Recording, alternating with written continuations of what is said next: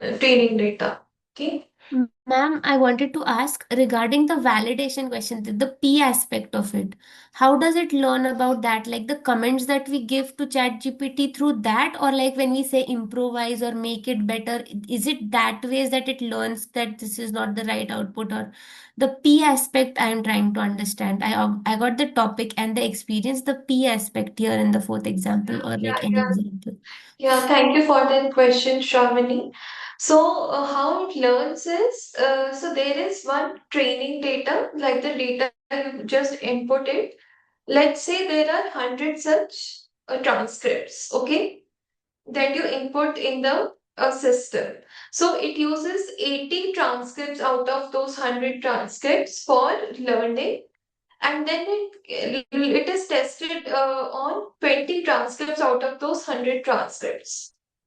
Okay, so like for example, we are tested in our exam with whether what we learned is right or not. Similarly, AI system will be tested. So that is test data, and the former thing, which is 80 of the files, will be um, training data set, right? So on this test data, it will check for its accuracy and consistency of information. Like, let's say the person is obese and he has certain characteristics of maybe binge eating or something. So the AI should be able to give the right diagnosis and the right treatment to it. So it is both ways. Like you said, it also works on the user satisfaction, like you were saying, right? Feedback loop and all that. That will come under user satisfaction. And accuracy and consistency of information will come when we are dealing with the test or exams of that AI. Okay, Okay. like, yeah, so you understand, right? Yes, That, yes, ma'am. okay, okay, great. So this will help AI in knowledge improvement also. Similarly, mobile health applications and remote coaching deliver real-time personalized coaching and behavior change support via apps. Dietary, like we were discussing, if it has to give behavior change support via apps, then how can it do? Um, then such things can be done through mobile app interaction logs, behavioral outcome data, variable sensor data, right? So I think we have there are. Let me come to this ethical point also. Like if we want to ensure safe, equitable, transparent, and compliant AI deployment in nutrition practice, so there should be how will what training data we should give. Let's say we are building an app which does this thing, which provides personalized coaching and behavior change support via apps. Okay. Now, AI has to play the role of a dietitian, which is very tricky. Why it is tricky? Because it should ensure that there is fairness across all demographic groups.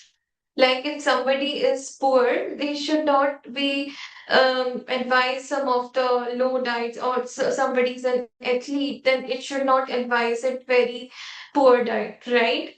So it should be fair across all demographic groups, and should be there should be gender bias should also be then um biasness on the basis of gender, caste, ethnic region, and all these things just should not be there when giving an advice. However, it can read out from the experiences of all these, like for example, different region have different kind of cuisines. So it should be able to provide those cuisines example also, that from where the demography where the person is coming from. Let's say if he is coming from Mexico and or China, okay, then it should be able to give fair advice to all based on what dishes they consume, right? And there shouldn't be any discrimination. Okay, so if such regulatory compliance is also there, if some regulatory compliance input data is entered into the system, it will learn it, and then it will be able to give ethical, regulatory, and professional practices considerations, right? And But again, like in many apps, whenever an AI makes any diet plan, it is confirmed by a human dietitian, which is very important in my perspective. Yeah. So now let's go to this hands-on exercise. So let me just try to put some basics together for linear regression, right? So like we were learning about supervised machine learning, right? In which we give input in which we give input raw data and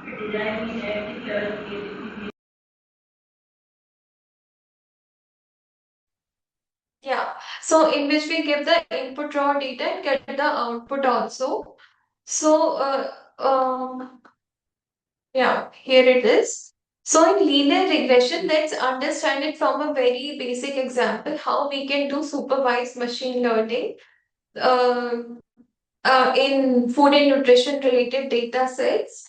But before that, let's learn what is linear regression. Some of the basics, I'm sure you would also be knowing, you would have come across all these things, but just let's refresh some of the basics. So the example given here is, suppose we want to predict a car's fuel efficiency in miles per gallon based on how heavy the car is, and we have the following data set.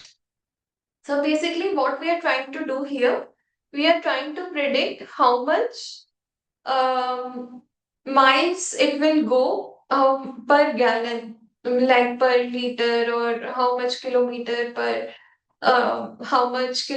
per liter it will go, the car will move.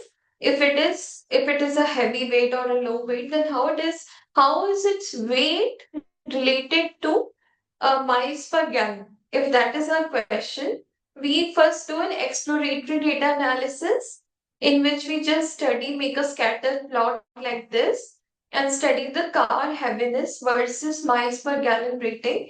As a car gets heavier, its miles per gallon rating generally decreases. So we get a negative trend in this, right? Negative correlation in this, right? So this is our a line showing negative correlation. Now linear regression equation, right? So uh, when we give any kind of data set, let's say we are giving this data set, the system will learn from this and make an equation. Okay, like this. So it has taken all the miles per gallon and all the pounds and thousands as its variable, and then it has made a it has drawn a line. It has fitted a regression line here, right? This is our model. So what is our model? It is just an equation y equal to mx plus b that we do it in linear regression, like not in machine learning, but the traditional linear regression, right?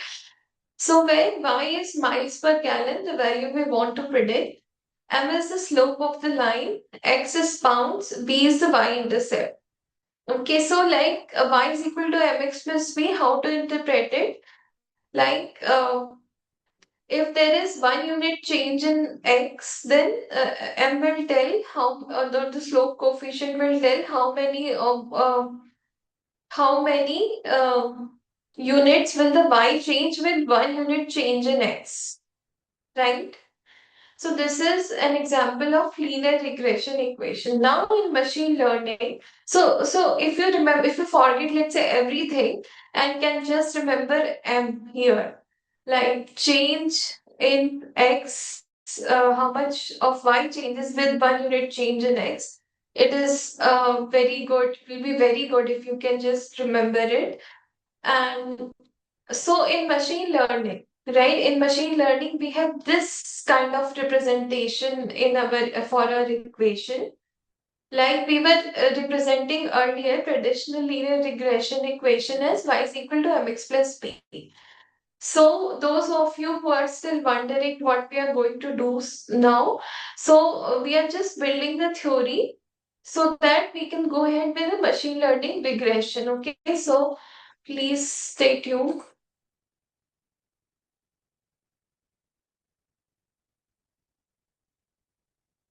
Yeah, the PPT is here, and okay, if it is not visible, I'll try to increase its size also.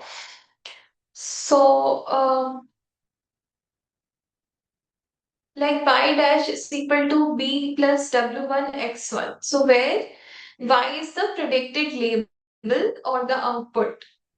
Okay, like for example, if we are predicting how much of miles per gallon it will go with the 1 unit increase in weight, then W1 will tell like it will go this much of W1 of miles per gallon with with 1 pound increase in 1,000 pound increase in weight. So like this equation is interpreted. Okay. So some of the terminologies of linear regression is given here, but we don't need not go into too much depth in it as of now. But yeah, I will share this presentation and maybe you can go through it. But yeah, this one is important.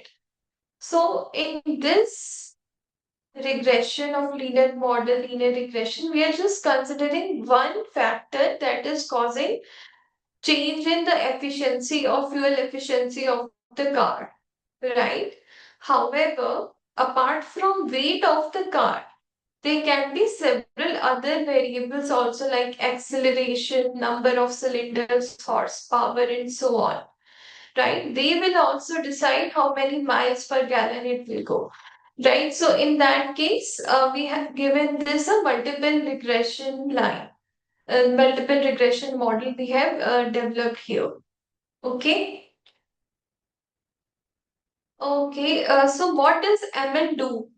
When we already have traditional model with us, which is fits a line, like it was given here in this slide, when we already have a model with just traditional linear regression model that just fits the line, then what is the need of ML then?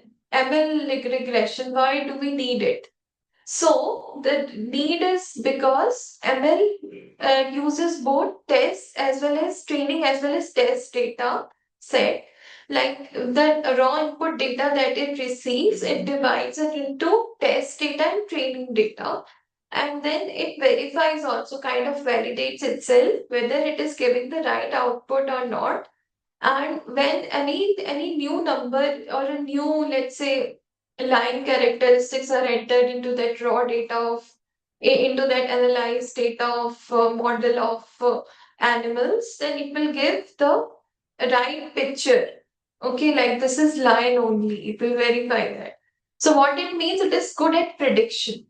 So as you can see in this slide, in this figure, um, even an ML model can underfit or overfit. Okay, so underfit in the sense that there will be high distance between predicted, this is the predicted values line, right? So there will be a high distance between predicted values line and the real value, which is this, right? However, if it is overfit, then it will just pass through all the points and take into account various errors also. However, there is a sweet spot in between those, overfitting and underfitting, where it is good enough to make the to generalize the model and also give some kind of not very accurate, but yeah, just the data of the prediction that it fits with. So in short, when we are using ML, we are also dealing with predictions, and it is more accurate. Okay, because we are not just generalizing it in an underfitting way, we are also finding a spot which generalizes as well as it is accurate for most of the data set, right? Okay, so if there is any doubt so far, please ask me. or we will go to a practical exercise device. Okay. So I'll just share a data set with you, and we will work on Google Colab together on as to how we can address this research problem. So, what is the research problem here?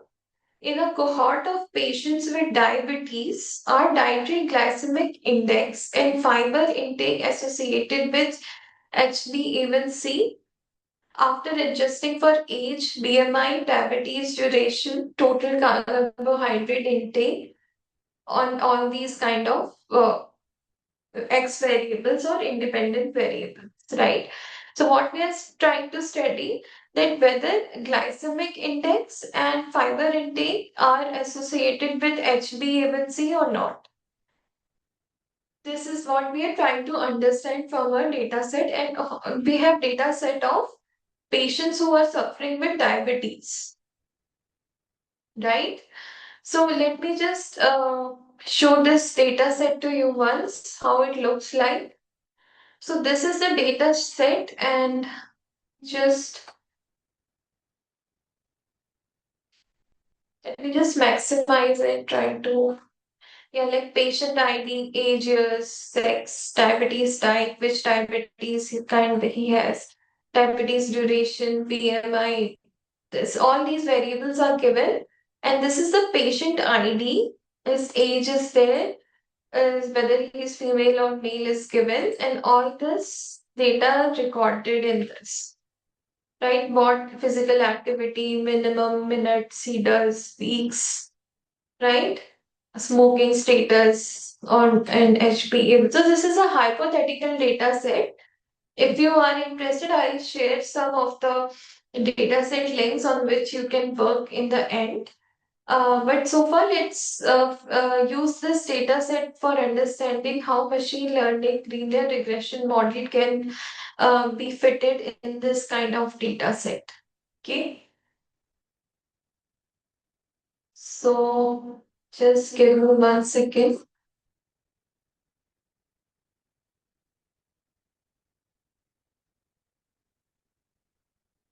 I'll just try to upload a file here or a link here.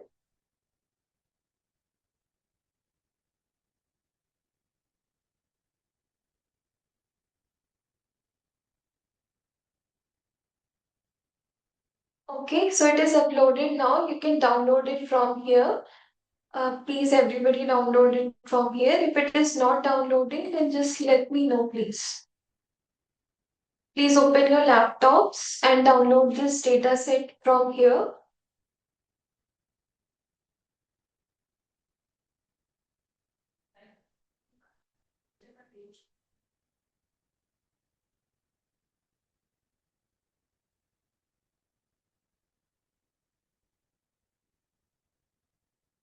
Please give me a thumbs up when you're done.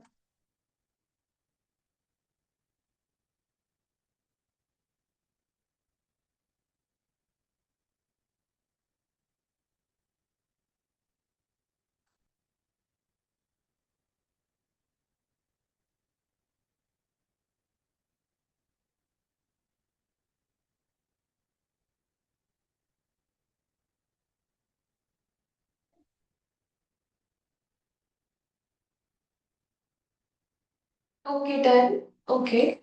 So now what we will do is we will create a new folder on our Google Drive. Okay, so just click on new folder. Those who have done, please make a new folder in Google Drive. Go to drive.google.com.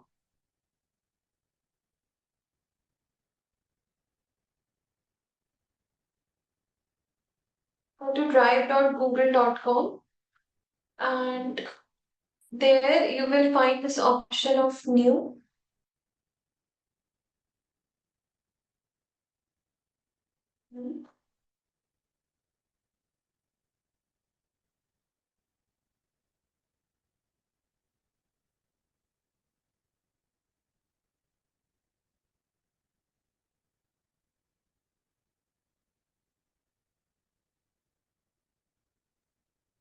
Should it be a file or a folder upload? File upload. No, yeah. So you first make a new folder and in that upload this file. So click on new folder and then new. In the new folder, in the new folder,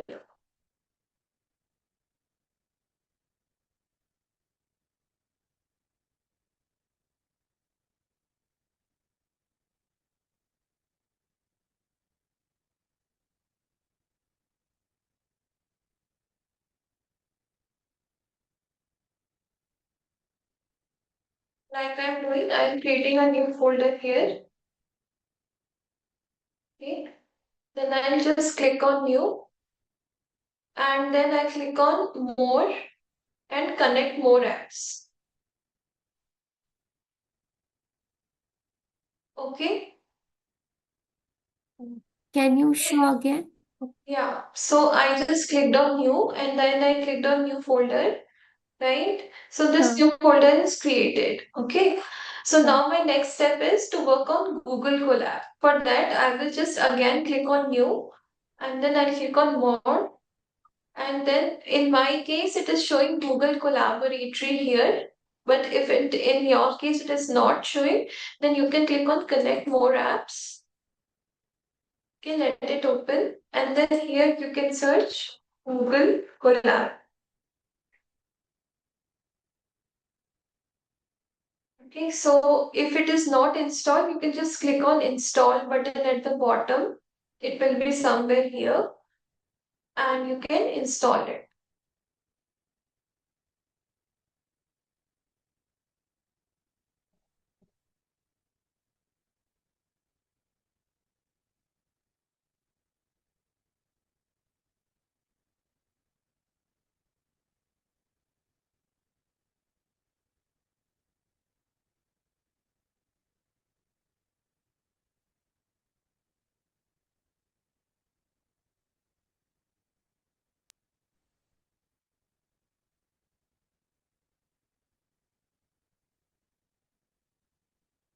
Okay, have you been able to install it? Install and run it.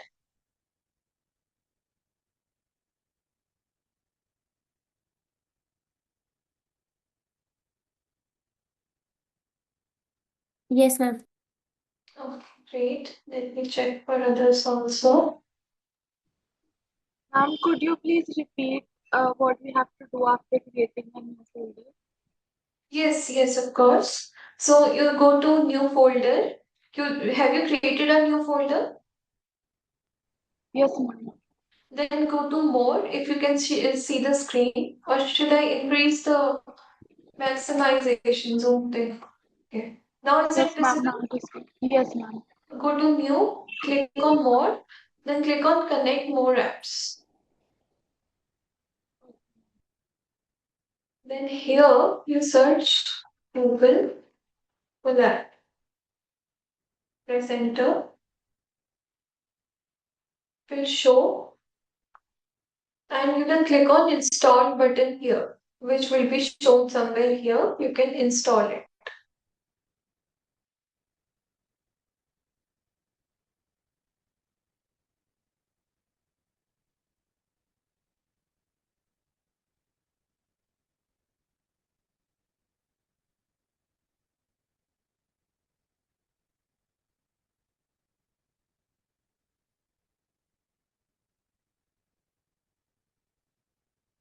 Have you been able to install?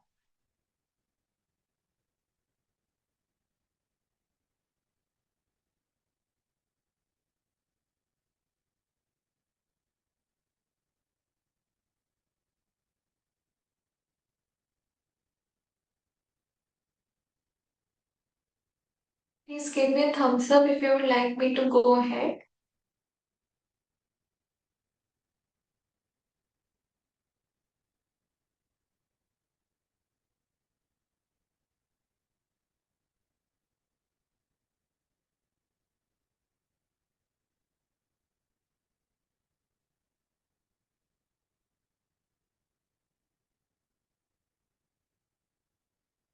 Okay.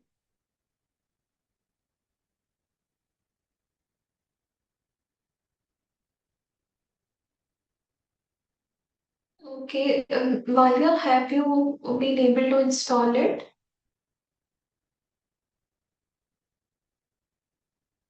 Yes, ma'am. Okay, great. So if you have installed it, if everybody has installed it, they can go to new. Now it will be showing in mode Google Collaboratory, right? So just click here, Google Collaboratory, and a file will open. It will open in a new tab.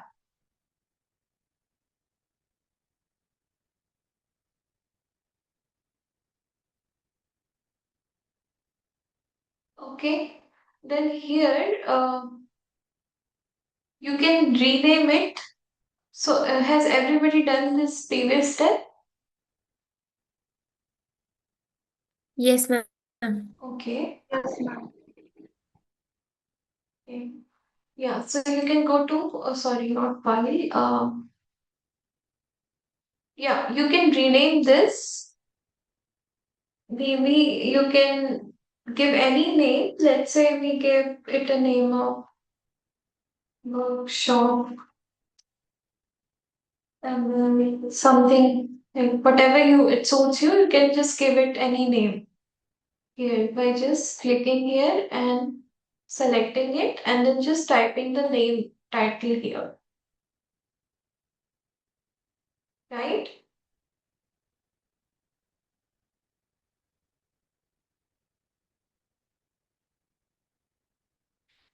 Okay. Now we will give it a couple of prompts. Okay. So if you can see, these are the files section. This is the file section here in which you can connect to your Google Drive files, but you need not connect always. Like it is showing in mine what files do I have, and if I just click it, it will show me what things are there in it. But it is not needed. I'm just telling you just an interface, what all is there, right? Here you can write a code. But in case you do not know Python or anything, don't need to worry. You can just use Gemini. This is the Gemini button at the bottom. It is written toggle Gemini, right? So this is a Gemini button where which you can use to make codes. And when as you make codes, you can ask it to tell what is happening in each code. So you can write prompts for making codes, right? I'll explain how. Okay, so I'll just put some prompts in the first prompt I put is this. Okay.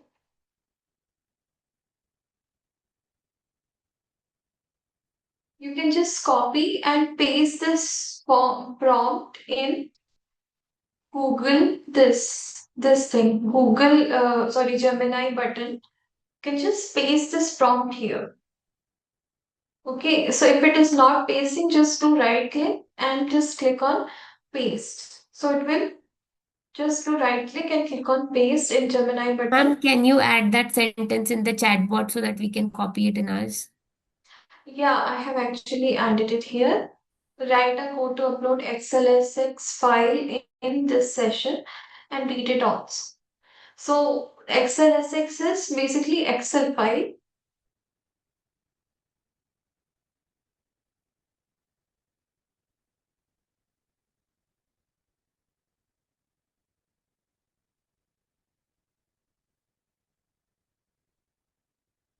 So have you been able to find that out doing it?